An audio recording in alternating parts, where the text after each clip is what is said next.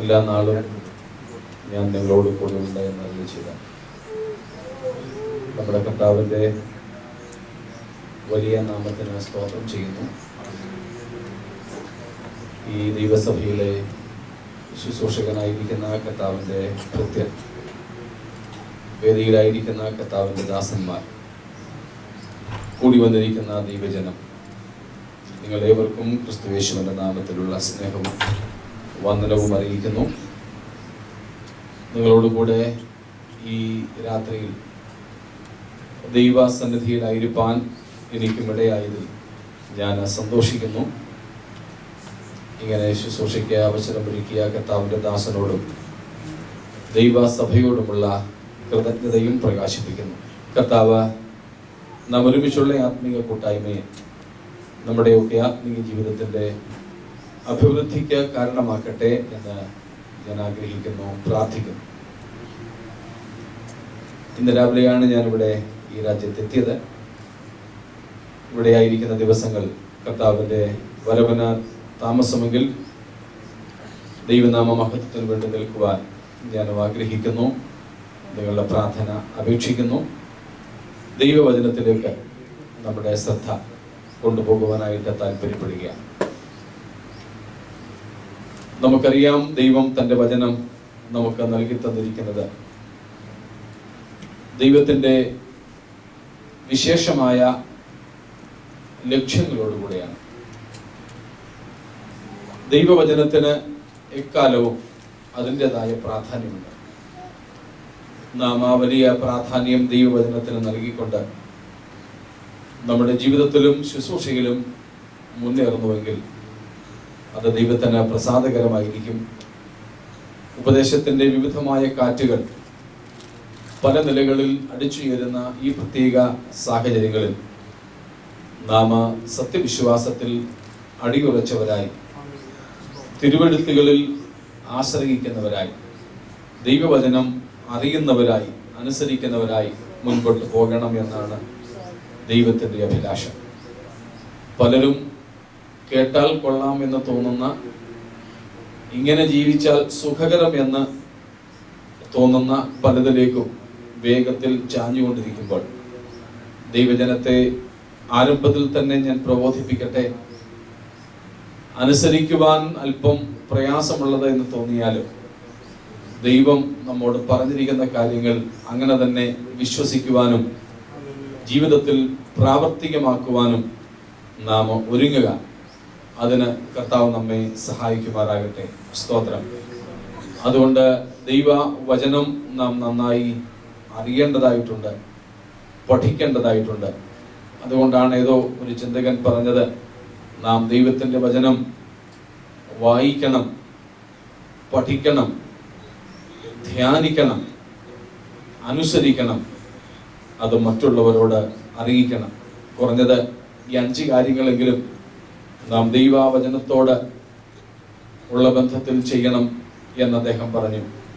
വായിക്കണം, 2 പഠിക്കണം, 3 ധ്യാനിക്കണം, 4 പ്രാക്ടീസ് ഇറ്റ്, ദൈവവചനം നാം അനുസരിക്കണം, 5 പ്രൊപ്പഗേറ്റ് ഇറ്റ്, മറ്റുള്ളവരോട് നാം അത് അറിയിക്കണം. കർത്താവ് അതിനായി നമ്മെ ഒരുക്കട്ടെ. ഒരു ചെറിയ ചിന്ത നിങ്ങളുമായിട്ട് പങ്കുവയ്ക്കുവാൻ ഞാൻ താല്പര്യപ്പെടുന്നു. പുതിയ നിയമത്തിലെ ഏക അനാഥ ലേഖനം എന്നറിയപ്പെടുന്ന പുസ്തകം നിങ്ങൾക്കറിയാമല്ലോ ഏതാണ്? Often എപ്പിസൽ in the new testament. പുതിയ നിയമത്തിലെ എഴുത്തുകാരൻ ആരാണെന്ന് വലിയ നിശ്ചയമില്ലാത്ത പുസ്തകത്തിന്റെ പേരാണ് അനാഥ ലേഖനമെന്ന്. പുതിയ നിയമത്തിലെ മറ്റ് 26 പുസ്തകങ്ങളുടെയും ലേഖകർ ആരാണെന്ന് ഏകദേശമൊക്കെ ആ പുസ്തകത്തിൽ നിന്ന് തന്നെ നമുക്ക് മനസ്സിലാകുന്നുണ്ടെങ്കിലും എബ്രായ ലേഖനത്തിന്റെ എഴുത്തുകാരൻ ആര് എന്ന് നമുക്ക് വ്യക്തമല്ല. പൗലോസ് ആണെന്നും അല്ല അപ്പൊല്ലോസ് ആണെന്നും ഒക്കെയാണ് പലരും പറയുന്നത്. അത് പണ്ഡിതമതം അങ്ങനെ ഇരിക്കട്ടെ, നാം ആ ഭാഗത്തേക്ക് പോകുന്നില്ല. ആ എബ്രായ ലേഖനത്തിൽ നിന്ന് ഒരു ഭാഗം നാം ഇന്ന് രാത്രി ചിന്തയ്ക്ക് വേണ്ടി എടുക്കുകയാണ്. The book of Hebrews, the book to Hebrews, the epistle to Hebrews. എബ്രായർക്ക് എഴുതിയ ലേഖനം. ആ ലേഖനം നമുക്കറിയാം, ആ ലേഖനത്തിന്റെ പ്രത്യേകമായ തീമുണ്ട്, ചിന്താവിഷയമുണ്ട്. Superiority of Jesus. യേശു ക്രിസ്തുവിന്റെ അതുല്യത, മറ്റ് ആരെക്കാളും ക്രിസ്തു വലിയവൻ എന്നുള്ളതാണ് എബ്രായ ലേഖനത്തിന്റെ ചിന്താവിഷയം. ആ ചിന്താവിഷയം നമ്മോട് പങ്കുവെക്കുന്ന യേശു ക്രിസ്തുവിന്റെ സുപ്രീമസി, യേശു ക്രിസ്തു മറ്റാരെക്കാളും ഉന്നതൻ എന്ന ചിന്താവിഷയം, എന്ന ചിന്താധാര നമ്മോട് പങ്കുവെക്കുമ്പോൾ തന്നെ ക്രിസ്തുവിൽ നിന്ന് ക്രിസ്തുവിന്റെ അനുപമതയെ, ക്രിസ്തുവിന്റെ നിസ്തുല്യതയെ ഒരുപക്ഷെ ഒരിക്കൽ തിരിച്ചറിഞ്ഞിട്ട് അതിൽ നിന്നും വ്യതിചലിച്ചു പോകുന്ന ജനത്തെ താക്കീത് ചെയ്തുകൊണ്ട് ലേഖകൻ എഴുതുമ്പോൾ ഈ 13ഓളം അധ്യായങ്ങളുള്ള അനാഥ ലേഖനം എന്നറിയപ്പെടുന്ന യഹൂദ ക്രിസ്ത്യാനികൾക്ക് വേണ്ടി എഴുതപ്പെട്ട ഈ ലേഖനത്തിൽ പ്രധാനമായും 5 വാർണിംഗ്സ്, താക്കീതുകൾ നാം കാണുന്നുണ്ട്. ചിലർ അതിനെ 7 എന്നും പഠിപ്പിക്കാറുണ്ട്. 5 അല്ലെങ്കിൽ 7, 5 പൊതുവെ അംഗീകരിക്കപ്പെട്ടിട്ടുള്ളത്. 5 പ്രധാനപ്പെട്ട താക്കീതുകൾ നമുക്ക് എബ്രായ ലേഖനത്തിൽ കാണുവാൻ സാധിക്കും. അതിൽ ആദ്യത്തെ താക്കീത് നിങ്ങളുമായി പങ്കുവയ്ക്കുവാനാണ് ഞാൻ കർത്താവിൽ ശരണപ്പെടുന്നത്. അതിനുവേണ്ടി 2-ാമത്തെ അധ്യായം 1 മുതൽ 4 വരെയുള്ള വാക്യങ്ങൾ ഒരാൾക്ക് ശബ്ദം ഉയർത്തി വായിക്കാം. എല്ലാവർക്കും കേൾക്കാമല്ലോ. വല്ലപ്പോഴും ഒഴുകിപ്പോകാതിരിക്കേണ്ടതിന് കേട്ടത് അധികം ശ്രദ്ധയോടെ കരുതിക്കൊള്ളുവാൻ ആവശ്യമാകുന്നു. ദൂതന്മാർ മുഖാന്തരം അരുളി ചെയ്ത വചനം സ്ഥിരമായിരിക്കുകയും ഓരോരോ ലംഘനത്തിനും അനുസരണക്കേടിനും ന്യായമായ പ്രതിഫലം ലഭിക്കുകയും ചെയ്തുവെങ്കിൽ കർത്താവ് താൻ പറഞ്ഞു തുടങ്ങിയതും ദൈവം അടയാളങ്ങളാലും അത്ഭുതങ്ങളാലും വിവിധ വീര്യപ്രവൃത്തികളാലും തന്റെ ഇഷ്ടപ്രകാരം പരിശുദ്ധാത്മാവിനെ നൽകിക്കൊണ്ടും സാക്ഷി നിന്നതും കേട്ടവർ നമുക്ക് ഉറപ്പിച്ചു തന്നതുമായ ഇത്ര വലിയ രക്ഷ നാം ഗണ്യമാക്കാതെ പോയാൽ എങ്ങനെ തെറ്റിയൊഴിയും? നാം ഇവിടെ കാണുന്ന 1-ാമത്തെ താക്കീത് is a warning against the danger of negligence. ആത്മീയ ജീവിതത്തിലെ അഗണ്യത എന്ന അപകടകരമായ പാപത്തിനെതിരെ പരിശുദ്ധാത്മാവ് നൽകുന്ന താക്കീതാണ്. എന്തിനെതിരെയാണ്? അഗണ്യത അല്ലെങ്കിൽ അശ്രദ്ധ എന്ന് വേണമെങ്കിൽ, ഇല്ലെങ്കിൽ ഉത്തരവാദിത്വ കുറവെന്ന് നമുക്ക് സാധാരണ ഭാഷയിൽ പറയാം. Danger of negligence, neglecting so great salvation. ഇത്ര വലിയ രക്ഷയെ അഗണ്യമാക്കുക, അതിന് വേണ്ടതായ പ്രാധാന്യം കൊടുക്കാതിരിക്കുക. ലേഖകൻ ഈ 2-ാമത്തെ അധ്യായത്തിൽ ആദ്യത്തെ ഈ 4 വാക്യങ്ങളിലായി ഉൾക്കൊള്ളിച്ചിരിക്കുന്ന വളരെ അർത്ഥഗർഭമായ ആത്മീയ സത്യങ്ങളാണ് ഇവിടെ ഉള്ളത്. അത് മുഴുവനും നമുക്കിന്ന് രാത്രി ചിന്തിച്ച് തീർക്കുവാൻ കഴിയുന്നതിനപ്പുറമാണ്. 1-ാമത്തെ അധ്യായത്തിൽ ലേഖകൻ പറഞ്ഞതിന്റെ തുടർച്ചയായിട്ടാണ് 2-ാം അധ്യായത്തിൽ നാം കാണുന്നത്. അതുകൊണ്ടാണ് ഈ 2 അധ്യായങ്ങളെയും കൂടെ കൂട്ടി യോജിപ്പിക്കുന്ന അതുകൊണ്ട് എന്ന ഒരു പ്രയോഗം കാണുന്നത്. ഏതുകൊണ്ട്? ക്രിസ്തുവിനെ കുറിച്ചാണ് 1-ാമത്തെ അധ്യായത്തിൽ പറഞ്ഞത്. ക്രിസ്തുവിന്റെ സുപ്രീമസി. 2 പ്രധാന സംഗതികളോട് യേശു ക്രിസ്തുവിനെ, അല്ലെങ്കിൽ 2 പ്രധാന കൂട്ടരോട്, അല്ലെങ്കിൽ 2 പ്രധാന വ്യക്തിത്വങ്ങളോട് ക്രിസ്തുവിനെ തുലനം ചെയ്തിട്ട് ക്രിസ്തു ആ 2 വിഭാഗക്കാരെക്കാളും ഉന്നതനാണ് എന്ന് 1-ാം അധ്യായത്തിൽ ലേഖകൻ സ്ഥാപിച്ചു. 1-ാം ഭാഗത്തിൽ ലേഖകൻ സ്ഥാപിച്ചത് നമുക്കറിയാം. പഴയ നിയമ പ്രവാചകന്മാരെക്കാൾ ക്രിസ്തു ഉന്നതനാണ്. 2-ാമത്തെ ഭാഗത്തിൽ ലേഖകൻ സ്ഥാപിച്ചു ദൂതന്മാരെക്കാൾ ക്രിസ്തു ഉന്നതനാണ്. 1-ാം അധ്യായത്തിന്റെ രക്തചുരുക്കത. യേശു ക്രിസ്തു 1 പഴയ നിയമ പ്രവാചകന്മാരെക്കാളും 2 സ്വർഗദൂതന്മാരെക്കാളും ഉന്നതൻ. അങ്ങനെ ഈ 2 കൂട്ടരെക്കാളും ക്രിസ്തു ഉന്നതനാകയാൽ, എന്നിട്ട് 1-ാം അധ്യായത്തിന്റെ ഒടുവിൽ നാം വായിക്കുന്നുണ്ട്, ദൂതന്മാര് പോലും എന്ത് ചെയ്യാൻ ആഗ്രഹിക്കുന്നു? ഒന്നാം അധ്യായത്തിന്റെ അവസാനം നമ്മൾ വായിക്കുന്നത്, കുനിഞ്ഞു നോക്കുവാൻ വേണ്ടി താല്പര്യപ്പെടുന്ന ഒരു പ്രത്യേക സംഗതി. നമ്മൾ പലപ്പോഴും ആ വാക്യം ഉദ്ധരിക്കാറുണ്ട്. പക്ഷെ അത് നമ്മൾ ഉദ്ധരിക്കുന്നത് എപ്പോഴാ, എന്തിനു വേണ്ടിയാ?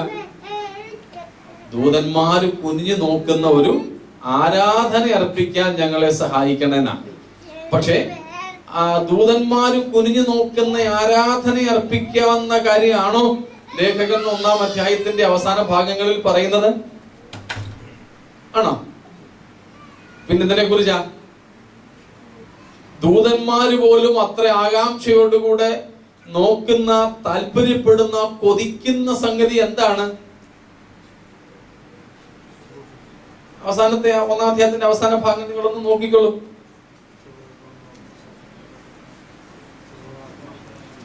എന്തോ?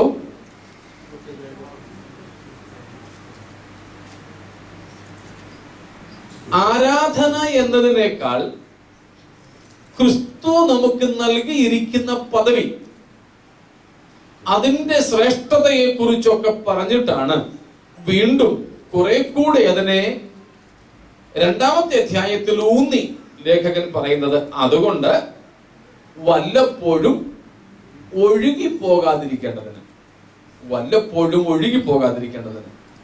കേൾക്കാഞ്ഞിട്ടല്ല, കേട്ടത് ശ്രദ്ധയോടെ കരുതാത്തത് കൊണ്ടാണ് പലപ്പോഴും എന്ത് സംഭവിക്കുന്നത്? ഒഴുകിപ്പോക്ക്, ഇല്ലെങ്കിൽ വഴുവഴുപ്പ് സംഭവിക്കുന്നത്.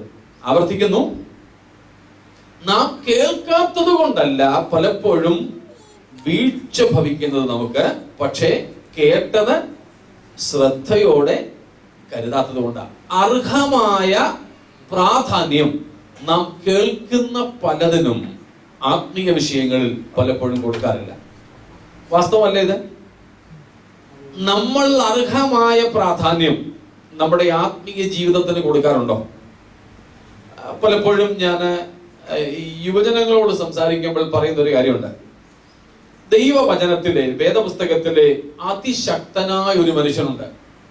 വളരെ ശക്തനായ, ദ സ്ട്രോങ് മാൻ എന്ന് നമുക്ക് വിളിക്കാൻ പറ്റുന്ന ഒരു മനുഷ്യൻ. നമുക്കറിയാം, മറ്റൊരു അല്ലാതെ. Children, who is that person? The strongest person found in the Bible. Samson. ഷിംഷോൻ എന്ന് പറയുന്ന മനുഷ്യൻ. ഷിംഷോൻ നമുക്കറിയാം, ഒത്തിരി കാര്യങ്ങൾ അദ്ദേഹം ചെയ്തിട്ടുണ്ട്. ഒരിക്കൽ ഒരു പ്രത്യേക യുദ്ധമൊക്കെ കഴിഞ്ഞ് ഫെലിസ്ത്യരെ കുറെ നശിപ്പിച്ചതിന് ശേഷം അദ്ദേഹം ഒരു പട്ടണത്തിൽ കടന്നു. നേരത്തെ കിടന്നുറങ്ങി.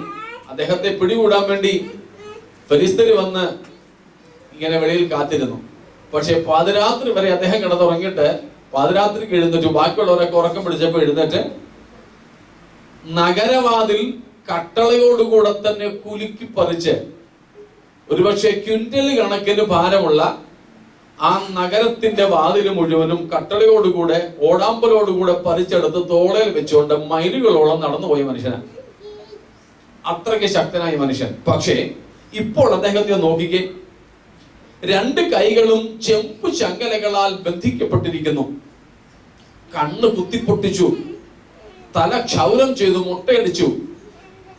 വേണ്ടതുപോലെ ഒരുപക്ഷെ ആഹാരം പോലും അദ്ദേഹത്തിന് കിട്ടുന്നില്ല. ഇപ്പോൾ ബന്ധനസ്ഥനായി കിടക്കുന്നു. കണ്ണ് കാണാൻ വയ്യ. തന്റെ ആകപ്പാടെയുള്ള പരുവെല്ലാം മാറി. അമ്പലത്തിൽ, ക്ഷേത്രത്തിൽ, ദാഗോന്റെ ക്ഷേത്രത്തിൽ വാദ്യങ്ങൾ മുഴങ്ങുമ്പോൾ അവർ പറയുന്നതനുസരിച്ച് ഡാൻസ് കളിക്കുന്നു. അമ്പലത്തിലെ ഡാൻസ് കഴിയുമ്പോൾ ഫിലിസ്തീയ പ്രഭുക്കന്മാരുടെ ഭാര്യമാര് വീട്ടിൽ കൊണ്ടുപോകും. ഇന്നത്തെ പോലെ ആട്ടച്ചക്ക എന്ന് ഞങ്ങൾ പറയും, ഈ ഗോതമ്പൊന്നും പൊടിപ്പിക്കുന്ന മെഷീനുകളും മില്ലുകളും ഒന്നും ഇല്ലാതിരുന്ന അന്ന് ഹാൻഡ് മില്ലുകളാ, കൈകൊണ്ട് കറക്കി ധാന്യം പൊടിക്കുന്ന ചക്രങ്ങളാ ഉണ്ടായിരുന്നത്. അത് പൊടിക്കുവാൻ, അത് കറക്കി ഗോതമ്പ് പൊടിക്കാൻ, ധാന്യം പൊടിക്കുവാൻ അദ്ദേഹത്തെ കൊണ്ടുപോകും. ഇങ്ങനെ കിടക്കുന്ന ശിംശോനോട് നമുക്കൊരു ചോദ്യം ചോദിക്കാം. അന്ന് ഇതുപോലെയുള്ള വലിയ കാര്യങ്ങളൊക്കെ ചെയ്ത അങ്ങേക്ക് ഇന്നെന്താ ഇങ്ങനെ സംഭവിച്ചത്? അദ്ദേഹം പറയുന്ന 2 പ്രധാന കാരണങ്ങളുണ്ട്. അതിൽ ഒരെണ്ണം ഞാൻ പറയാം. ഒരു കാരണം നമ്മുടെ വിഷയവുമായിട്ട് ബന്ധപ്പെട്ട ഒന്നേ ഉള്ളൂ.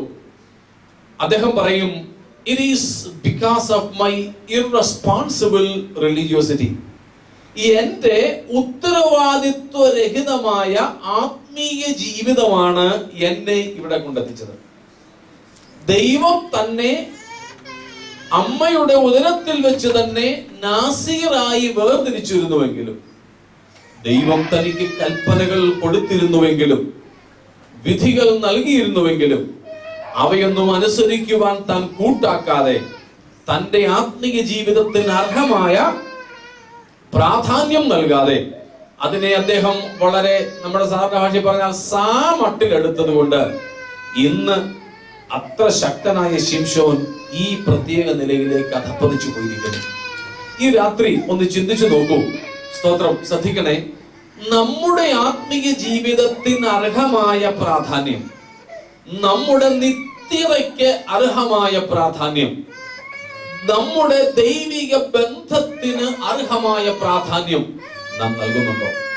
സ്തോത്രം. ഇവിടെ എബ്രായ ലേഖനത്തിലെ ആദ്യത്തെ മുന്നറിയിപ്പാണ്, സ്തോത്രം, ആത്മീയ അവഗണനയ്ക്ക് എതിരെയുള്ള, നിഷേധാത്മക സ്വഭാവത്തിനെതിരെയുള്ള, അപകടത്തിനെതിരെയുള്ള, പാപത്തിനെതിരെയുള്ള ഒരു താക്കീത്.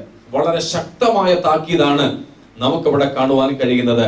ആത്മീയ അവഗണനയ്ക്കെതിരെ, നമ്മുടെ ആത്മീയ ജീവിതത്തിന്റെ, നമ്മുടെ നിത്യതയുടെ വിഷയത്തിന് അർഹമായ ഗൗരവം കൊടുക്കാതെയുള്ള നമ്മുടെ ജീവിതത്തിനെതിരെ, സ്തോത്രം, ആ കാഴ്ചപ്പാടിനെതിരെയുള്ള ഒരു ശക്തമായ താക്കീത് ഈ രാത്രിയിൽ ദൈവാത്മാവ് എനിക്കും നിങ്ങൾക്കും നൽകുമ്പോൾ അത് അങ്ങനെ തന്നെ ഏറ്റെടുത്തുകൊണ്ട്, കർത്താവേ, ഇതുവരെ എൻ്റെ ജീവിതത്തിൽ, എൻ്റെ ആത്മീയ ജീവിതത്തിനും അങ്ങയോടുള്ള ബന്ധത്തിനും അങ്ങയുടെ പ്രമാണങ്ങൾ അനുസരിക്കുന്നതിനും നിത്യതയിൽ അങ്ങയോടുകൂടെയുള്ള വാസത്തിനും പ്രാധാന്യം നൽകുവാൻ കഴിയാതെ പോയ പാപങ്ങൾ എന്നോട് ക്ഷമിക്കണമേ എന്ന് മനഃപൂർവമായി ഏറ്റുപറയുകയും, സ്തോത്രം, ഇനിയുള്ള കാലം മറ്റെന്തിനേക്കാളും ഓക്സിജൻ സ്വീകരിക്കുന്നതിനേക്കാൾ പോലും പ്രാധാന്യം നമ്മുടെ ദൈവിക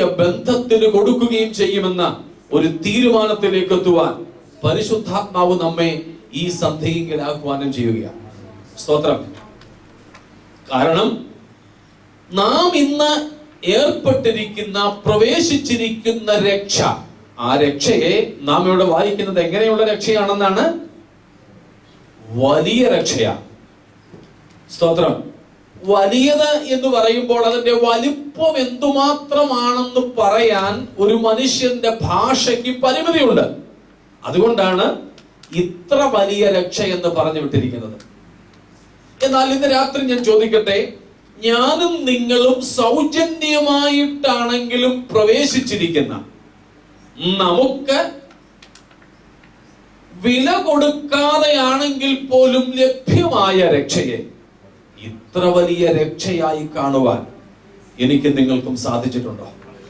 സ്തോത്രം. ഒരു ചെറിയ ചോദ്യം ഞാൻ ചോദിക്കുന്നു. നമുക്ക് ഒരു പൈസ പോലും മുടക്കില്ലാതെ ലഭിച്ച രക്ഷയ്ക്ക് വേണ്ടിയാണോ നാം ഇതുവരെ അർപ്പിച്ച സ്തോത്രങ്ങളിൽ അധികവും, അതോ നിശ്ചയമില്ലാത്ത ഭൗതിക നന്മകൾക്ക് വേണ്ടിയാണോ നാം അധികം സ്തോത്രങ്ങൾ അർപ്പിച്ചിട്ടുള്ളത്? ചോദ്യം ഒന്നുകൂടെ ഞാൻ ആവർത്തിക്കാം. നമുക്ക് ലഭിച്ചിട്ടുള്ള ഭൗമിക ദാനങ്ങൾക്ക് വേണ്ടിയാണോ, അതോ എനിക്കും നിങ്ങൾക്കും ലഭ്യമായ രക്ഷയ്ക്ക് വേണ്ടിയാണോ നാം ദൈവത്തിന് ഇതുവരെ സ്തോത്രം അർപ്പിച്ചിട്ടുള്ളത്? കൂടുതൽ രണ്ടിനും അർപ്പിച്ചിട്ടുണ്ടെന്ന് എനിക്കറിയാം. പക്ഷേ കൂടുതൽ നാം ദൈവത്തെ മഹത്വപ്പെടുത്തിയിട്ടുള്ളത്, നന്ദി പ്രകടിപ്പിച്ചിട്ടുള്ളത്, നന്ദി ഉള്ളവരായിരിക്കുന്നതും ഇതിനാണ്. സ്തോത്രം. ഇന്നതിനാണെന്ന് ഞാൻ പറഞ്ഞു നിൽക്കാൻ ആഗ്രഹിക്കുന്നില്ല. അത് നിങ്ങളുടെ സ്വയ ചിന്തയ്ക്കും പരിശോധനയ്ക്കും വിടുകയാണ്. ഇവിടെ ദൈവാത്മാവ് പറഞ്ഞിരിക്കുന്നു, അതുകൊണ്ട് നാം വല്ലപ്പോഴും ഒഴുകിപ്പോകാതിരിക്കേണ്ടതിന് കേട്ടത് അധികം ശ്രദ്ധയോടെ കരുതിക്കൊള്ളുവാൻ ആവശ്യമാകുന്നു. സ്തോത്രം. എന്താ 4-ാം വാക്യത്തിൽ പറയുന്നുണ്ട്? ഇത്ര വലിയ രക്ഷ നാം ഗണ്യമാക്കാതെ പോയാൽ എങ്ങനെ തെറ്റിയൊഴിയും? എങ്ങനെ തെറ്റിയൊഴിയും? സ്തോത്രം. അപ്പോൾ രക്ഷയിൽ നിന്ന് നാം വീണ് ദൈവത്തിന്റെ ശിക്ഷാവിധിക്ക് അർഹരായി തീരാതിരിക്കണമെങ്കിൽ നാം എന്ത് ചെയ്യണം? എന്ത് ചെയ്യണം? ഈ രക്ഷയ്ക്ക് അർഹമായ പ്രാധാന്യം, ഗൗരവം കൊടുക്കണം. സ്തോത്രം. നാം നമ്മുടെ ആത്മീയ രക്ഷയുമായി ബന്ധപ്പെട്ട വിഷയങ്ങൾക്ക് എന്തുമാത്രം ഗൗരവം നൽകുന്നുണ്ട്? സത്യം പറഞ്ഞാൽ ക്രിസ്ത്യാനിത്വം എന്ന് പറയുന്നത് പലർക്കും ഏതാണ്ട് ഒരു തരം എസ്കേപ്പിസം എന്ന് മാത്രമേ ഉള്ളൂ, ഒരു രക്ഷപ്പെടൽ എന്ന് മാത്രമേ ഉള്ളൂ. എന്ത് രക്ഷപ്പെടൽ? അങ്ങേയറ്റം പോയാൽ നരകത്തിൽ നിന്നൊരു രക്ഷപ്പെടൽ. ചിലർക്കാണെങ്കിൽ ഭൗതിക ജീവിതത്തിൽ വെച്ച് തന്നെ ഒരു തരം രക്ഷപ്പെടൽ. ഞാൻ അതുകൊണ്ട് ചിലപ്പോഴൊക്കെ ഈ ഗൾഫ് രാജ്യങ്ങളിൽ വരുന്ന സമയത്ത് പറയാറുണ്ട്, ഗൾഫിൽ ഭയങ്കര ഉണർവോടെ നിൽക്കുന്നവര് അറബിക്കടൽ കടന്നു കഴിഞ്ഞാൽ എന്തോ കടലിന്റെ കാറ്റ് ഏശിയതാകാം, അത്ര വലിയ തീഷ്ണതയൊന്നും അങ്ങോട്ട് എന്താ പിന്നെ കാണാറില്ല. ഇവിടെ ആണെങ്കിൽ അവരിങ്ങനെ ജ്വലിച്ചു നിൽക്കുക. എല്ലാവരുടെ ഇല്ല, പലരുടെയും ഞാൻ കണ്ടിട്ടുള്ളത് കൊണ്ട് പറയുക. ഇവിടെ ജ്വലിച്ചു നിൽക്കുന്ന പലരും നാട്ടിലേക്ക് എത്തിയാൽ ഒരു ജ്വലനവും ഇല്ല. പിന്നെ ജ്വലിക്കണമെങ്കിൽ തിരിച്ച് ഇവിടെ വരണം. അതിനെ സംശയത്തോടുകൂടെയേ കാണാൻ പറ്റത്തുള്ളൂ. എന്നാൽ ഈ വിഷയത്തിൽ ശരിയാമിധം ജ്വലിച്ചു നിൽക്കുന്നവർ, അത് എഫേസോസ് ആയാലും പത്മോസ് ആയാലും അവർ കത്തി തന്നെ നിൽക്കും. അത് സ്തോത്രം കാരാഗ്രഹമായാലും അല്ല സെഹിയോൻ മാളികമുറി ആയാലും രണ്ടിടവും അവർക്ക് ഒരുപോലെ ഉള്ളൂ. ഇന്ന് രാത്രി നമ്മുടെ ജീവിതം എങ്ങനെയാണെന്ന് നോക്കിക്കേ. എഫെസോസും പത്മോസും തമ്മിലും സെഹിയോൻ മാളികയും കാരാഗ്രഹമുറിയും തമ്മിലും നമുക്ക് വ്യത്യസ്തമാണെങ്കിൽ നമുക്ക് എവിടെയോ പുഴുക്കു തേറ്റിട്ടുണ്ട്. അതിന് പരിഹാരം ഇന്ന് രാത്രി വരുത്തിയേ പറ്റൂ. സ്തോത്രം. മനസ്സിലാവുന്നുണ്ടോ? വരുത്തിയേ പറ്റൂ. ഇവിടെ പറയുന്നു, ഇത്ര വലിയ രക്ഷ നാം ഗണ്യമാക്കാതെ പോയാൽ എങ്ങനെ തെറ്റിയൊഴിയും?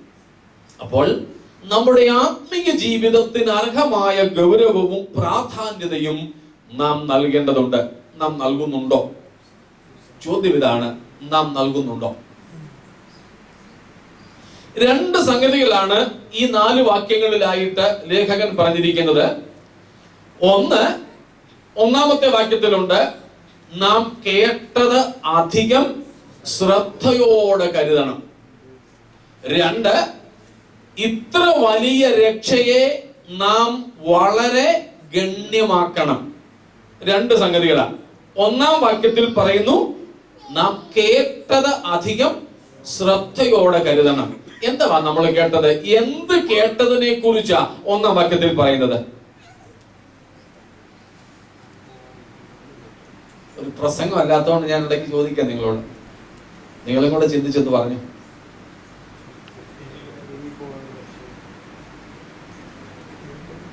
ഞാൻ ആദ്യമേ തന്നെ പറഞ്ഞു, അതുകൊണ്ട് നാം വല്ലപ്പോഴും ഒഴുകിപ്പോകാതിരിക്കേണ്ടതിന് കേട്ടതധികം ശ്രദ്ധയോടെ കരുതണം. എന്തിനെ കുറിച്ച് കേട്ട കാര്യമാ 1-ാം വാക്യത്തിൽ പറയുന്നത്? എന്തോ?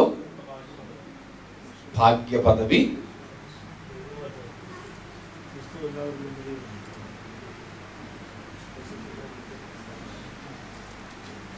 സ്തോത്രം. ഒന്നാമത് ലേഖകൻ 1-ാം അധ്യായത്തിൽ എന്തിനെ കുറിച്ചാണ് നമ്മളെ കേൾപ്പിച്ചത്? ക്രിസ്തുവിനെ സംബന്ധിച്ച, ക്രിസ്തുവിനെ കുറിച്ചാ. ഞാൻ നിങ്ങൾക്ക് ഹോംവർക്ക് തന്നേക്ക് പോയേക്കാം, പിന്നെ ചോദിക്കാൻ എനിക്ക് നേരമില്ല, നിങ്ങൾ തന്നെ ചെയ്തോളൂ. ഈ പറഞ്ഞതുപോലെ ഈ ആത്മീയ ജീവിതത്തിന് അർഹമായ ഗണ്യത കൊടുക്കുന്നെങ്കിൽ ഞങ്ങൾ ചോദിച്ചില്ലേലും നിങ്ങൾ ചെയ്തോളൂ. ഈ 1-ാം അധ്യായം ഇന്ന് നിങ്ങൾ വീട്ടിൽ പോയിട്ടൊന്ന് നോക്കണം. എന്നിട്ട് കിടക്കാം, ഉറങ്ങുന്നതിന് മുമ്പ് ഇന്നൊന്നും വായിച്ചു നോക്കണം. ഒരു പേപ്പറും പേനയും കൂടെ കൈ വെച്ചത്, ഡയറി ആണെങ്കിൽ ഏറ്റവും നല്ലത്. 1-ാം അധ്യായത്തിൽ യേശുക്രിസ്തുവിനെ കുറിച്ച് എത്ര കൂട്ടം കാര്യങ്ങൾ എന്തൊക്കെ പറയുന്നെന്ന് നിങ്ങളൊന്ന് ശ്രദ്ധിക്കണം. ഞാൻ ഇരുന്നൊന്ന് വായിച്ചപ്പോൾ ദൈവാത്മാവ് എനിക്കൊരു പ്രേരണ ഞാൻ ചിന്തിച്ചപ്പോൾ 20-ലധികം കാര്യങ്ങൾ എനിക്ക് ക്രിസ്തുവിനെ കുറിച്ച് അവിടെ നിന്ന് മനസ്സിലാക്കാൻ പറ്റി. 20-ലധികം കാര്യങ്ങൾ. യേശുക്രിസ്തുവിന്റെ മഹാത്മ്യത, അതുകൊണ്ടാണ് ചില വേദചിന്തകന്മാർ ഈ എബ്രായ ലേഖനത്തെ ദ ഫിഫ്ത്ത് ഗോസ്പൽ എന്ന് വിളിക്കുന്നത്.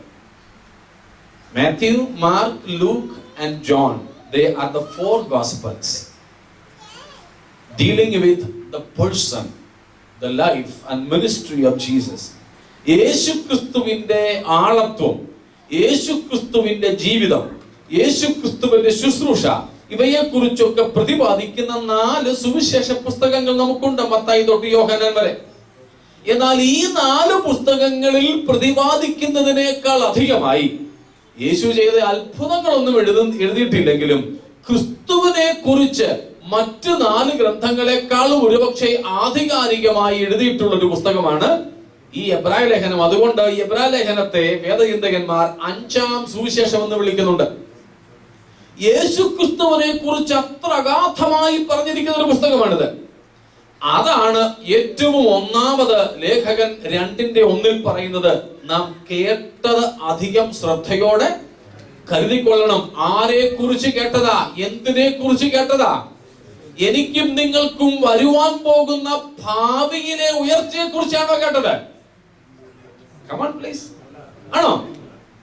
എനിക്കും നിങ്ങൾക്കും അടുത്ത ദിവസങ്ങളിൽ തന്നെ ഉണ്ടാകാൻ പോകുന്ന ഒരു ഭൗമിക നേട്ടത്തെ കുറിച്ചാണോ?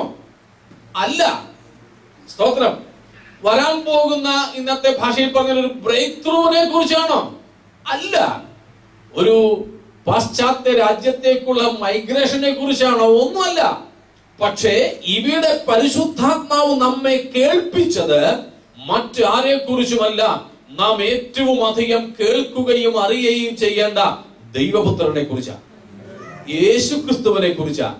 പക്ഷേ ഒന്ന് ചിന്തിച്ചു നോക്കിക്കേ, ഒരു വെള്ളിയാഴ്ച ഇല്ലെങ്കിൽ വെള്ളിയാഴ്ചകളിൽ നിങ്ങളുടെ ഇടയിൽ ശുശ്രൂഷിക്കുന്ന നിങ്ങളുടെ സ്ഥാനീയ പാസ്റ്റർ യേശു ക്രിസ്തുവിനെ കുറിച്ചുള്ള സന്ദേശങ്ങൾ നിങ്ങൾക്ക് നിരന്തരം തന്നുകൊണ്ടിരുന്നാൽ, ഒരാഴ്ചയാണെങ്കിൽ ചിലപ്പം വിടും, 2 ആഴ്ചയാണെങ്കിൽ നെറ്റി പതിയെ ചുളിയും, പിന്നെയാണെങ്കിൽ പാസ്റ്റർ ഇത് കൺവെൻഷൻ യോഗമാണോ എന്ന് ചോദിക്കാൻ പലരും മുതിർന്നേക്കാം. കാരണം എന്താ? യേശുവിനെ കുറിച്ച് അവിടെ അല്ലേ പ്രസംഗിക്കണ്ടേ? പുറത്ത്. ക്രിസ്തുവിനെ കുറിച്ച് ഇനി ഒരു കാര്യം കൂടെ ഞാൻ പറയാം. ഈ എബ്രായ ലേഖനം ഒരു പ്രത്യേക സ്ഥലത്ത് കുറേയേറെ ക്രിസ്തീയ അടിസ്ഥാന ഉപദേശങ്ങളെ കുറിച്ച് പറയുന്നുണ്ട്. എത്ര ഉപദേശങ്ങളെ കുറിച്ചാ അടുപ്പിച്ച് ഈ എബ്രായ പറയുന്നത് നിങ്ങൾ ശ്രദ്ധിച്ചിട്ടുണ്ടോ? എത്ര അടിസ്ഥാന ഉപദേശങ്ങൾ ഉണ്ടെന്ന് ചോദിച്ചാൽ ഇപ്പൊ നിങ്ങൾ എനിക്ക് ഉത്തരം തരുമോ എനിക്കറിയാം. എത്രയുണ്ട്? ഞാനങ്ങനെ പറഞ്ഞതുകൊണ്ട് നിങ്ങളെ മടിക്കുന്നു. അടിസ്ഥാന ഉപദേശങ്ങൾ എത്രയുണ്ട്? എന്തോ 6 പറഞ്ഞേ? അതെന്താ 6 പറഞ്ഞേ? Very good. 6-ാം അധ്യായം 1-ാമത്തെ വാക്യം അദ്ദേഹം പറഞ്ഞത് കറക്റ്റാ. നമുക്ക് പൊതുവെ അറിയാവുന്നത് 7 എന്നാണ്. പക്ഷേ എബ്രായ ലേഖനത്തിൽ അടിസ്ഥാന ഉപദേശങ്ങൾ എന്ന് പറഞ്ഞുകൊണ്ട് ലേഖകൻ പരിശുദ്ധാത്മാവിനാൽ രേഖപ്പെടുത്തിയിരിക്കുന്നത് 6 ഉപദേശങ്ങളാ. ഒന്ന് നോക്കിക്കോളൂ. 6-ന്റെ 1-ാം വാക്യം പെട്ടെന്ന് പറയാം. 1-ാമത്തേത് മാനസാന്തരം, 2 വിശ്വാസം, 3 സ്നാനം, 4 കൈവപ്പ്, അല്ലെങ്കിൽ ഇന്നത്തെ നമ്മുടെ ഭാഷയിൽ പറഞ്ഞാൽ ഓർഡിനേഷൻ, അഭിഷേകം എല്ലാം കൂടെ ചേർക്കും. കൈവപ്പ്, റിസറക്ഷൻ, പുനരുത്ഥാനം, 6 ജഡ്ജ്മെന്റ്, നിത്യശിക്ഷാവധി എന്നിങ്ങനെയുള്ള അടിസ്ഥാനം പിന്നെയും ഇടാതെ. അപ്പോൾ അടിസ്ഥാന ഉപദേശങ്ങളായി എബ്രായ ലേഖനം അടുപ്പിച്ച് നമ്മോട് പറയുന്ന 6 കൂട്ടം കാര്യങ്ങൾ. എന്നിട്ട് പിന്നെ അടുത്തൊരു വായിച്ചോളൂ. ഇടാതെ നാം ക്രിസ്തുവിനെ കുറിച്ചുള്ള പ്രീ നഴ്സറി ക്ലാസ്സസ് വിട്ടിട്ട്, ആദ്യ വചനം വിട്ടിട്ട്, മനസ്സിലാക്കാൻ വേണ്ടി ഞാൻ ആ വാക്യം, ആ വാചകം ഒന്നുകൂടെ ശരിയാക്കിട്ട് പറയാം. ക്രിസ്തുവിനെ സംബന്ധിച്ചുള്ള ആദ്യ വചനം വിട്ട് ക്രിസ്തുവിനെ സംബന്ധിച്ചുള്ള പരിജ്ഞാന പൂർത്തി പ്രാപിക്കുവാൻ ശ്രമിക്കുക.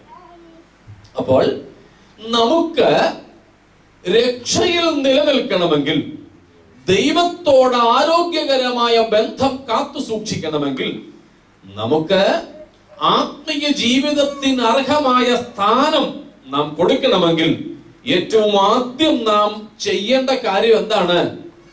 ക്രിസ്തുവിനെ കുറിച്ചുള്ള പരിജ്ഞാന പൂർത്തി പ്രാപിക്കണം. ക്രിസ്തുവിനെ സംബന്ധിച്ചുള്ള കാര്യങ്ങൾ നാം കേട്ടത് മറ്റെന്തിനേക്കാളും അധികം ശ്രദ്ധയോടെ കരുതിക്കൊള്ളണം.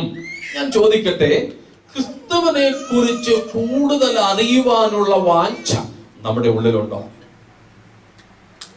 സ്തോത്രം. മനസ്സിലാവുന്നുണ്ടോ? കർത്താവേ, എന്റെ ഭാവിയെ കുറിച്ച് അടുത്ത ചുവട് എന്താ ചെയ്യേണ്ടത്, വെക്കേണ്ടതെന്ന് എന്നെ അറിയിക്കണമേ എന്നുള്ള ആഗ്രഹമാണോ നമ്മുടെ ഉള്ളിൽ അധികം ഉണ്ടാകാറുള്ളത്? അതോ കർത്താവേ, എനിക്ക് വേറെ ഒന്നും അറിയാൻ പറ്റിയില്ലെങ്കിലും, അടുത്ത ചുവട് എങ്ങനെയെന്ന് എനിക്ക് അറിയാൻ പറ്റിയില്ലെങ്കിലും എനിക്ക് നിന്നെ കുറിച്ച് ഇനിയും അറിയണമെന്ന ആഗ്രഹമാണോ നമുക്ക് കർത്താവിനോട് ഉണ്ടാകാറുള്ളത്? സ്തോത്രം. മനസ്സിലാവുന്നുണ്ടോ? കർത്താവിനെ കുറിച്ച് അധികം അറിയുവാനുള്ള ആഗ്രഹം. അതുകൊണ്ട് ഒരു ഭക്തനായ മനുഷ്യൻ പറഞ്ഞ 3 കാര്യങ്ങൾ ഞാൻ ചിലപ്പോൾ പലയിടത്തും ഓർപ്പിക്കാറുണ്ട്.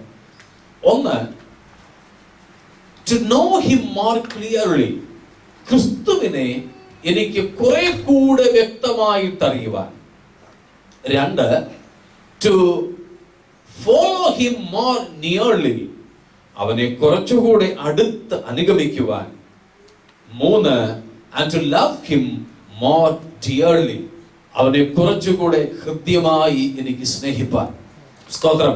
ഞാനൊരു പുസ്തകത്തിന്റെ ആമുഖത്തിൽ വായിച്ച ഒരു പുസ്തകം പരിചയപ്പെടുത്തുന്ന ഒരു മനുഷ്യൻ ആ പുസ്തകത്തിന്റെ ആമുഖത്തിൽ കുറിച്ച് കാര്യമായി, ഈ പുസ്തകം വായിക്കുമ്പോൾ നിങ്ങൾക്ക് ഇത് 3 ഉണ്ടാകട്ടെ എന്ന് അത് ഞാൻ പലയിടത്തും പറയാറുണ്ട്. സ്തോത്രം. To know him more clearly, to follow Christ more nearly, and to love Christ more dearly. നമ്മുടെ ആഗ്രഹമാണോ ഇത്? കർത്താവേ, എനിക്ക് നിന്നെ കുറെ കൂടെ വ്യക്തതയോടെ അറിയണമെന്ന് നാം ദൈവത്തോട് പറഞ്ഞിട്ടുണ്ടോ? കർത്താവിനോട് പറഞ്ഞിട്ടുണ്ടോ? സ്തോത്രം. കർത്താവിനെ കുറിച്ച് നാം വ്യക്തതയോടുകൂടെ അറിഞ്ഞാൽ നമുക്ക് അവനെ വിട്ടുപോകുവാൻ, രക്ഷയിൽ നിന്നും വീണുപോകുവാൻ സാധ്യതയില്ല. സ്തോത്രം. മനസ്സിലായോ? എന്റെ കൂടെ നിങ്ങൾ വരുന്നുണ്ടോ? സ്തോത്രം. യേശു ക്രിസ്തുവിനെ കുറിച്ച് ഞാൻ ആരാണെന്ന് ജനം പറയുന്നു എന്ന് ക്രിസ്തു തന്നെ ശിഷ്യന്മാരോട് ചോദിച്ചു. ശിഷ്യന്മാർ ഉത്തരവൊക്കെ പറഞ്ഞു. കർത്താവ് അതിന് അർഹമായ ഒരു പരിഗണന കൊടുത്താൽ കാണുന്നില്ല. കർത്താവ് പെട്ടെന്ന് ചോദിച്ചു, നിങ്ങൾ എന്നെ കുറിച്ച് എന്താ പറയുന്നത്? പത്രോസ് കൊടുത്ത മറുപടി നമുക്കറിയാം, ഞാനത് ആവർത്തിക്കുന്നില്ല. ഉടൻ തന്നെ നമ്മുടെ കർത്താവ് പറഞ്ഞു, പത്രോസേ, ജഡരക്തങ്ങളൊന്നും അല്ല നിനക്ക് ഈ കാര്യം വെളിപ്പെടുത്തി തന്നത്, സ്വർഗസ്ഥനായ എന്റെ പിതാവാണ് നിനക്ക് വെളിപ്പെടുത്തി തന്നെ. ഈ വെളിപ്പാട് പ്രാപിച്ച പത്രോസിനോടും കൂട്ടരോടും യോഹന്നാൻ 6-ാം അധ്യായത്തിൽ കർത്താവ് പറഞ്ഞു, അവരെല്ലാരും പോയില്ലേ? 100 കണക്കിനായിട്ട് എന്നെ അനുഗമിക്കാൻ വന്ന യഹൂദന്മാരൊക്കെ തിരിച്ചു പോയില്ലേ? നിങ്ങൾക്കും പോകാൻ മനസ്സുണ്ടെങ്കിൽ പോകാം, ദാ വാതിൽ തുറന്ന് കിടക്കാണെന്ന് പറഞ്ഞു. പക്ഷേ പത്രോസ് എന്താ പറഞ്ഞേ? എങ്ങോട്ട് പോകാനാ കർത്താവേ? കാരണം നീ ആരാ? നിത്യ ജീവന്റെ വചനം നിന്റെ പക്കലുണ്ട്. ഞങ്ങൾ ആരുടെ അടുക്കൽ പോകും? നീ ആരാണ്? നീ ദൈവത്തിന്റെ പരിശുദ്ധനാണെന്ന് ഞങ്ങൾ അറിഞ്ഞിരിക്കുന്നു. കണ്ടോ, അവർ ക്രിസ്തുവിനെ കുറിച്ച് വ്യക്തമായി തിരിച്ചറിഞ്ഞപ്പോൾ പിന്മാറിപ്പോകുവാൻ ലഭിച്ച സാഹചര്യത്തിൽ പോലും പിന്മാറിപ്പോകാതെ അവർ നിലനിന്നു. ഈ രാത്രിയിൽ പ്രിയരെ, ആത്മീയ ജീവിതത്തിൽ നമ്മുടെ കാലുകൾ ഇടറാതെ, നമ്മുടെ പാദങ്ങൾ പതറാതെ നിലനിൽക്കണമെങ്കിൽ ഒന്നാമത് ക്രിസ്തുവിനെ സംബന്ധിച്ചുള്ള ഒരു ആഴമേറിയ സ്തോത്രം പരിജ്ഞാനം നാം പ്രാപിക്കേണ്ടതായിട്ടുണ്ട്. അത് പാസ്റ്റർ തരാൻ പറ്റത്തില്ല, അത് ബൈബിൾ ടീച്ചേഴ്സിന് തരാൻ പറ്റില്ല, സഭാ നേതാക്കന്മാർക്കും പകർന്നു കൊടുക്കുവാൻ കഴിയില്ല. സ്തോത്രം. അങ്ങനെ വല്ലതും കൊടുക്കാൻ പറ്റുമായിരുന്നെങ്കിൽ നമ്മളെക്കാളിലൊക്കെ പരിജ്ഞാനത്തിന്റെ ശ്രേഷ്ഠത പ്രാപിച്ച മനുഷ്യനായിരുന്നു ആര്? പൗലോസ്. പൗലോസ് ഏറ്റവും കൂടുതൽ കാലം ഒരു സ്ഥലത്ത് താമസിച്ച് പ്രവർത്തിച്ചത് ഏത് സ്ഥലത്തായിരുന്നു? എഫെസോസിലായിരുന്നു. ഏതാണ്ട് 3 വർഷം. അത്രയും കാലം അടുപ്പിച്ച് പൗലോസ് വേറെ എങ്ങും താമസിച്ചിട്ടില്ല. പക്ഷേ അങ്ങനെ പൗലോസ് ഏറ്റവും കൂടുതൽ സമയം ഒരു സ്ഥലത്ത് നിന്ന് പ്രവർത്തിച്ച് സഭയെ വളർത്തിക്കൊണ്ട് വന്നിട്ടും ആ ജനത്തിന് തന്റെ പരിജ്ഞാനത്തിലെ ഇച്ചിരി നുള്ളി കൊടുക്കാൻ ശ്രമിക്കാതെ 1-ാം അധ്യായം 15 മുതലുള്ള വാക്യങ്ങളിൽ പൗലോസ് അവർക്ക് വേണ്ടി പ്രാർത്ഥിക്കുകയാണ്. പ്രാർത്ഥിക്കുമ്പോൾ 17-ാം വാക്യത്തിൽ, എഫേസ്യർ 1:17 ആദ്യത്തെ പ്രാർത്ഥനയുണ്ട്. എന്താ പ്രാർത്ഥിക്കുന്നത്? നമ്മുടെ കർത്താവായ യേശുക്രിസ്തുവിന്റെ ദൈവവും മഹത്വമുള്ള പിതാവുമായവൻ നിങ്ങൾക്ക് തന്നെ കുറിച്ചുള്ള പരിജ്ഞാനത്തിൽ ജ്ഞാനത്തിന്റെയും വെളിപ്പാടിന്റെയും ആത്മാവിനെ തരുവാൻ ഞാൻ പ്രാർത്ഥിക്കുന്നു. ബാക്കി ഭാഗം തൽക്കാലം വിട്ടേനെ. അപ്പോൾ വെളിപ്പാടുകളുടെ ആധിക്യം പ്രാപിച്ച പൗലോസിന് പോലും താൻ ഏറ്റവും അധികം നാളുകൾ നിന്നു പ്രവർത്തിച്ച ജനത്തിനു വേണ്ടി ആ പരിജ്ഞാനം നുള്ളിക്കൊടുക്കാൻ പറ്റിയില്ല. അതിന് പകരം പൗലോസ് എന്താ ചെയ്തത്? പ്രാർത്ഥിച്ചു, ദൈവം നിങ്ങൾക്ക് തന്നെ കുറിച്ചുള്ള പരിജ്ഞാനത്തിൽ ജ്ഞാനത്തിന്റെയും വെളിപ്പാടിന്റെയും ആത്മാവിനെ തരട്ടെ. ഇന്ന് രാത്രിയിൽ സ്തോത്രം, നമ്മുടെ വിശ്വാസത്തിന്റെ ഒരു ഉറപ്പിനു വേണ്ടി, നമ്മുടെ നിലനിൽപ്പിന്റെ സ്ഥിരതയ്ക്ക് വേണ്ടി അത്യാവശ്യമായ ഘടകമാണ് എബ്രായർ 2:1 നാം വായിച്ചത്, നാം കേട്ടത്. എന്ത് കേട്ടത്? ക്രിസ്തുവിനെ കുറിച്ച് നാം കേട്ടത്, അവനെ കുറിച്ച് അറിയുന്നത് നാം എന്ത് ചെയ്യണം? അധികം ശ്രദ്ധയോടെ കരുതിക്കൊള്ളണം. ഈ അടുത്ത കാലത്ത് അഗ്രഗണ്യരായ പ്രസംഗകരിൽ പോലും പലരും യേശു ക്രിസ്തുവിന്റെ വരവ് നടന്നു കഴിഞ്ഞെന്നും യേശു ക്രിസ്തു നമ്മൾ കാത്തിരിക്കുന്നത് പോലെ വരികയില്ലെന്നും ഒക്കെ പോലും പഠിപ്പിച്ചു തുടങ്ങിയിട്ടുണ്ട് നമ്മുടെ കേരള മണ്ണിൽ. സ്തോത്രം. ഇന്ന് രാത്രിയിൽ ദൈവത്തിന്റെ പരിശുദ്ധാത്മാവിൽ ഒരിക്കൽ കൂടെ ഞാൻ ഓർപ്പിക്കട്ടെ, അങ്ങനെയുള്ള വിവിധ ഉപദേശങ്ങളുടെ കാറ്റുകളാൽ എന്റെയും നിങ്ങളുടെയും വിശ്വാസത്തിന്റെ വേരുകൾ പറഞ്ഞു പോകാതിരിക്കണമെങ്കിൽ വേദപുസ്തകം ക്രിസ്തുവിനെ കുറിച്ച് പഠിപ്പിക്കുന്നത്, പരിശുദ്ധാത്മാവ് ക്രിസ്തുവിനെ കുറിച്ച് വെളിപ്പെടുത്തുന്നത് നാം കേൾക്കുകയും അതിൽ സ്ഥിരതയോടെ നിൽക്കുകയും വേണം. സ്തോത്രം. അതിന് നാം ക്രിസ്തുവിനെ സംബന്ധിച്ച് അധികം പഠിക്കേണ്ടതായിട്ടുണ്ട്. ഞാൻ ഒരു കാര്യം കൂടെ ചോദിച്ചോട്ടെ, ക്രിസ്തുവിനെ കുറിച്ച്, ദൈവത്തെ കുറിച്ച് നമുക്ക് ഇന്നുള്ള അറിവ് അത് ഫോർമലായിട്ട് നമുക്ക് കിട്ടിയതാണോ ഇൻഫോർമലായിട്ട് കിട്ടിയ അറിവുകളാണോ? രണ്ടും ഉണ്ടെന്ന് എനിക്കറിയാം. കൂടുതൽ കിട്ടിയത് എങ്ങനെയാണ്? Formal knowledge or informal informations. Informal എന്ന് പറഞ്ഞാൽ ഇങ്ങനെ യാത്ര ചെയ്ത വഴിക്ക് ആരും പലരും പറഞ്ഞ് ഒക്കെ കേട്ട് ഇങ്ങനെ മനസ്സിൽ കയറിയത്. ഫോർമൽ എന്ന് പറഞ്ഞാൽ നമ്മൾ തന്നെ കുത്തിയിരുന്ന് പ്രാർത്ഥിക്കുകയും ദൈവത്തോട് ചോദിക്കുകയും വേദപുസ്തകം പഠിക്കുകയും മറ്റുള്ളവരോട്, കർത്താവിന്റെ ദാസന്മാരോടൊക്കെ ആയാലും തന്നെ ചോദിച്ച് നമ്മൾ തന്നെ അറിയാൻ ആഗ്രഹിച്ച് അവയെ ആർജിക്കുകയും ചെയ്തത്. ഇങ്ങനെ ഇതിലേതാ നമുക്ക് ഉള്ളതിൽ കൂടുതൽ? ഫോർമൽ, ഇൻഫോർമൽ ആകാനാണ് സാധ്യത കൂടുതലും. പലർക്കും, ചുരുക്കം ചിലർക്ക് ഫോർമൽ ആയിട്ട് നേടുന്നത് കാണാം. ഇന്ന് രാത്രിയിൽ സ്തോത്രം, കർത്താവ് നമുക്ക് ഒരു ഉത്തരവാദിത്വം കൂടെ തരികയാണ്. നമ്മൾ ഇങ്ങനെ ഇൻഫോർമൽ ആയിട്ട് കേൾക്കുന്നത്, ഇങ്ങനെ കേട്ടറിഞ്ഞിങ്ങനെ പോകുന്നതിനേക്കാൾ കൂടുതൽ ദൈവസന്നിധിയിൽ ഇരുന്ന്, കർത്താവേ, ഞാൻ നിന്നെ കുറിച്ച് അറിഞ്ഞത് പോരാ, എനിക്കിനിയും നിന്നെ കുറിച്ച് അറിയണമെന്ന് കർത്താവിനോട് പറയുവാൻ ഒരുക്കമാണെങ്കിൽ, രാത്രിയാമങ്ങളിൽ മറ്റാരും നമ്മെ ശല്യപ്പെടുത്താത്തപ്പോഴും അവൻ നമ്മുടെ അരികിൽ വന്നിരുന്ന് തന്റെ പരിജ്ഞാനത്തിന്റെ ശ്രേഷ്ഠത നമ്മിൽ പകർന്ന് നമ്മെ തന്നോട് അടുപ്പിക്കുവാൻ നമ്മുടെ കർത്താവിന് ഇഷ്ടമുണ്ട്. സ്തോത്രം, സ്തോത്രം. അങ്ങനെ ആഗ്രഹിക്കുന്നവർക്ക് കർത്താവ് തന്നെ താൻ വെളിപ്പെടുത്തി കൊടുക്കുന്ന ദൈവമാണ്. ഞാൻ അതുകൊണ്ട് പലപ്പോഴും ബൈബിളിലെ ദൈവത്തെ വിളിക്കുന്നത് സെൽഫ് റിവീലിംഗ് ഗോഡ് എന്ന, സ്വയം വെളിപ്പെടുത്തുന്ന ദൈവമെന്ന. മറ്റൊരാൾക്ക് ദൈവത്തെ വെളിപ്പെടുത്തി തരുവാൻ കഴിയുകയില്ല. ഇവിടെയാണ് ദൈവിക വെളിപ്പാടിന്റെ പ്രാധാന്യം. സ്തോത്രം. നാം കർത്താവിനെ കുറിച്ച് അറിയുവാൻ ആഗ്രഹിച്ചാൽ, അതിൽ നിലനിൽക്കുവാൻ നാം ആഗ്രഹിച്ചാൽ, പ്രിയരെ, വീഴുവാനുള്ള സാധ്യത വളരെ കുറവാണ്. സ്തോത്രം. ആ ഭാഗത്തിൽ ഇനി പറയാനുണ്ടെങ്കിലും സമയം അതിക്രമിക്കുന്നതുകൊണ്ട് ഒന്നാം ഭാഗം ഞാൻ വിടുന്നു.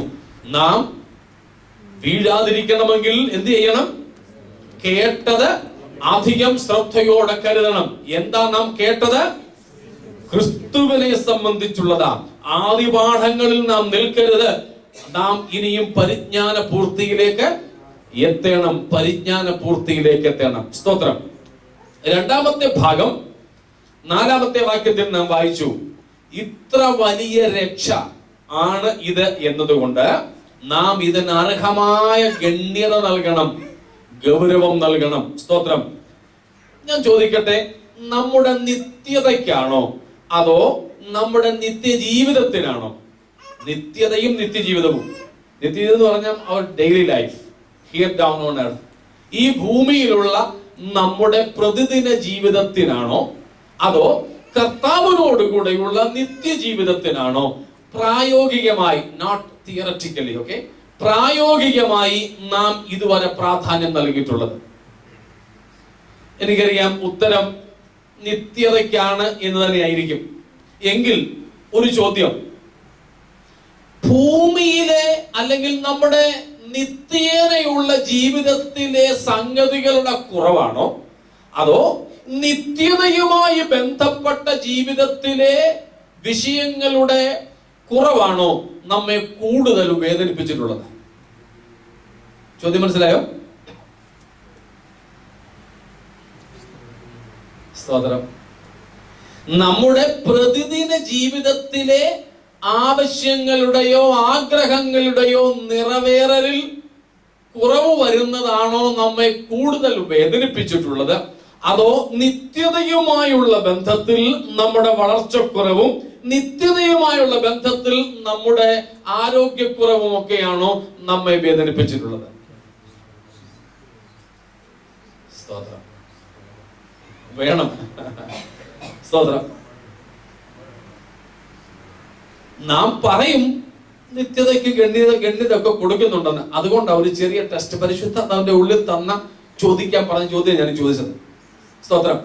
നാം പറയും നിത്യതയാണെന്നൊക്കെ, പക്ഷേ നാം നിത്യതയുമായി ബന്ധപ്പെട്ട് ദൈവവുമായി ബന്ധപ്പെട്ട് വേണ്ടത്ര വളർച്ച പ്രാപിച്ചിട്ടില്ലെന്ന് നമുക്കറിയാമെങ്കിലും അത് പ്രാപിക്കുവാനുള്ള ഉദ്യമത്തിൽ നാം അത്രമാത്രമൊന്നും പരിശ്രമം ചെയ്യാറില്ല. അതേസമയം അങ്ങനെയാണെന്ന് പറഞ്ഞാലും നാം അത് നമ്മെ ബോധേഡാക്കാറില്ല, ബോധറിങ് നമുക്ക് വരുത്താറില്ല. അതേസമയം ഭൗമ ജീവിതത്തിലെ വല്ലതുമൊക്കെ നമ്മെ ആകപ്പാട് ആശങ്കാകുലരാക്കും. ശരിയല്ലേ? സ്തോത്രം. ദൈവത്തിന്റെ അളവിനൊത്ത് നാം ഇതുവരെ വളർന്നിട്ടില്ല എന്ന് പറഞ്ഞാൽ ആ ഒരു അറിവ് നമ്മുടെ ഉറക്കം കെടുത്തുവോ? അതേസമയം നമ്മുടെ ജോലിയിലോ നമ്മുടെ ആരോഗ്യത്തിലോ നമ്മുടെ മക്കളുടെ വിദ്യാഭ്യാസത്തിലോ ഒക്കെ എന്തെങ്കിലുമൊക്കെ ചെറിയ പെശകുകളുണ്ട്, പ്രശ്നങ്ങളുണ്ടെന്ന് പറഞ്ഞാൽ രാത്രി ഉറക്കം വരത്തില്ല. ഇനി അഥവാ കിടന്ന് ഉറങ്ങിയാലും ഇടയ്ക്കിടയ്ക്ക് ഞെട്ടി ഉണരും. ഇനി അഥവാ ഉണർന്നാൽ തന്നെ പിന്നെ അങ്ങോട്ടൊന്ന് ഉറങ്ങാൻ നമുക്ക് പറ്റാതെ വരും. സ്തോത്രം. അപ്പോൾ നാം ഏതിനാ പ്രാധാന്യം കൊടുക്കുന്നത്? ഏതിനാ? പ്രതിദിന ജീവിതത്തിന് എന്തിനാ? എന്നാൽ ഇന്ന് രാത്രിയിൽ ദൈവാത്മാവ് നമ്മോട് പറയുന്നു, സ്തോത്രം, സ്വന്തം പുത്രനെ ആദരിയാതെ ഞാനും നിങ്ങളും അവനോട് ചോദിച്ചിട്ടല്ല, ചോദിക്കാതെ തന്നെ എനിക്കും നിങ്ങൾക്കും വേണ്ടി അവൻ ഏൽപ്പിച്ചു തന്നുവെങ്കിൽ ഈ ഭൂമിയിലെ എന്റെയും നിങ്ങളുടെയും പ്രതിദിന ജീവിതത്തിന്റെ ആവശ്യങ്ങളെ മുഴുവനും നടത്തി തരുവാൻ ഈ ദൈവം ശക്തനാണ്. സ്തോത്രം. അതിനെക്കുറിച്ച് നാം ഇനിയും ആകുലപ്പെടേണ്ടതില്ല. ജോലി നഷ്ടപ്പെടുന്ന അവസ്ഥയിലാണോ, ആരോഗ്യം ക്ഷയിക്കുന്ന അവസ്ഥയിലാണോ, നിങ്ങൾ പ്രയാസപ്പെടേണ്ട. സ്തോത്രത്തോടെ കർത്താവിനെ കരങ്ങളിലേക്ക് ഏൽപ്പിച്ച് ഫ്രീ ആയിട്ട് നടക്കുന്നേ. സ്തോത്രം. നമ്മുടെ ഭയങ്കര ഭാരമുള്ള, പൊക്കാൻ വയ്യാത്ത രണ്ടുപേര് ചേർന്ന് കുടുംബക്കാർ മുഴുവനും കൂടെ പൊക്കിട്ടും പൊങ്ങാത്ത ലഗേജ് എല്ലാം കൂടെ ചെക്ക് ഇൻ ചെയ്ത് കഴിഞ്ഞാൽ എന്ത് ഫ്രീ ആയിട്ട് നടക്കുന്നവന്? അയ്യോ, അത്രയും എനിക്ക് നിങ്ങൾക്ക് ഉറപ്പുണ്ടെങ്കിൽ സ്തോത്രം, അതിനേക്കാൾ എന്റെയും നിങ്ങളുടെയും ജീവിത ഭാരങ്ങളെ മുഴുവനും തമ്പുരാന്റെ പക്കൽ ചെക്ക് ഇൻ ചെയ്ത് കഴിഞ്ഞാൽ കൈകൾ കൊട്ടവിട്ടൊഴിഞ്ഞവരായി സ്വാതന്ത്ര്യത്തോടെ നടക്കുവാൻ നമുക്ക് സാധിക്കത്തില്ലേ? സ്തോത്രം.